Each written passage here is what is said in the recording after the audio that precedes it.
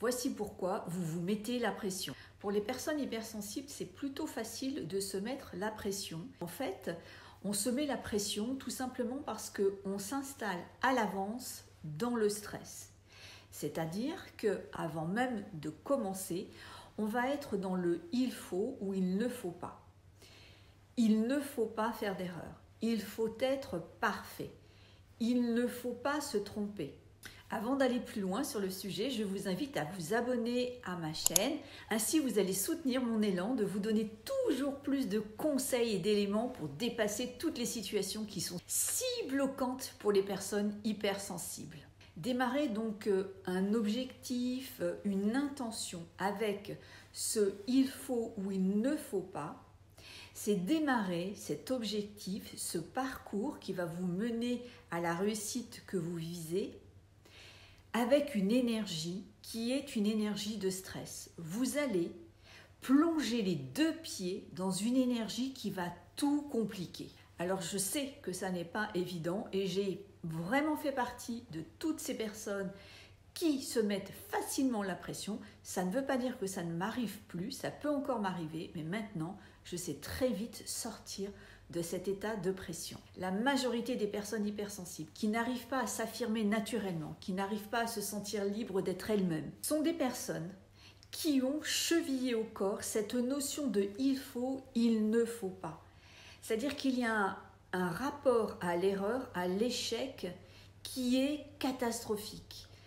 L'erreur ne doit pas faire partie de leur parcours. Quel que soit l'objectif, quelle que soit l'intention dans laquelle elles s'investissent, elles partent du sentiment qu'elles n'ont pas droit à l'erreur. Donc, elles vont s'installer dans une énergie de stress qui va faire foirer la majorité de leurs propres actions, de leurs propres intentions. Bien sûr, c'est inconscient, ce n'est pas quelque chose dans lequel on s'investit, ou alors parfois on le fait consciemment en se disant que ça va être un levier de motivation et que c'est comme ça qu'on va y arriver, mais on se met dans une énergie mais si épuisante qui bien souvent ne nous permet pas d'aboutir à la réussite. Ça n'est donc pas une question d'action, parce que souvent on a de l'engagement, on est plutôt consciencieux, on est plutôt sérieux dans nos démarches. Donc ce n'est pas une question d'action, on va s'investir dans les actions, mais c'est une question d'énergie.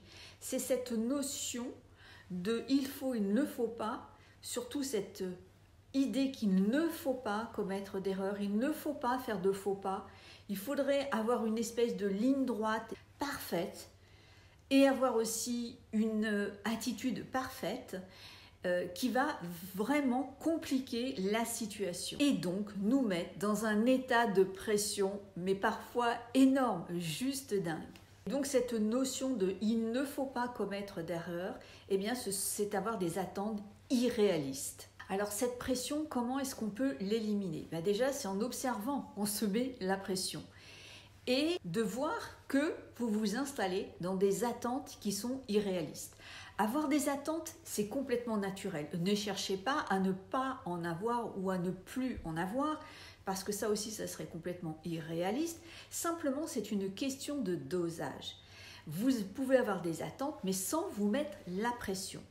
Donc, lorsque vous commencez à vivre de la pression, il est temps de faire un stop et de vous demander comment vous pourriez reprendre du plaisir, comment vous pourriez retrouver une notion de légèreté, comment est-ce que vous pourriez gagner de nouveau en sérénité, tout en avançant dans votre intention, tout en allant vers votre objectif. C'est ça qui va changer la donne. C'est vraiment en reprenant un espace, un moment, pour revenir sur des bases qui deviennent plus fun, des choses qui vous font plus kiffer. C'est reprendre cette notion, installer cette notion de légèreté pour que la pression, elle redescende. Elle va redescendre graduellement et vous pourrez avancer de nouveau sans vous épuiser, sans vous mettre une espèce de poids énorme sur les épaules.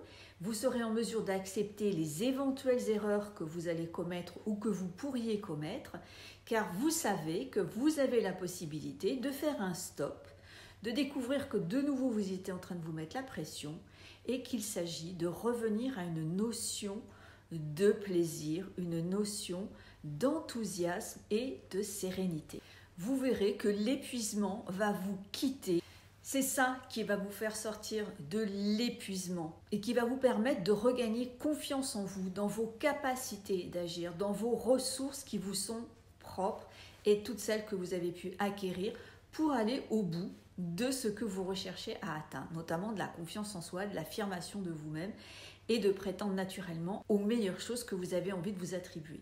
Si vous avez le sentiment que vous ne pourriez pas y arriver seul, je vous mets le lien dans la description de cette vidéo pour suivre l'accompagnement que je vous propose qui vous permettra d'avoir des ailes dans le dos, de pouvoir vous relever dans les moments où vous doutez, où vous vous remettez la pression.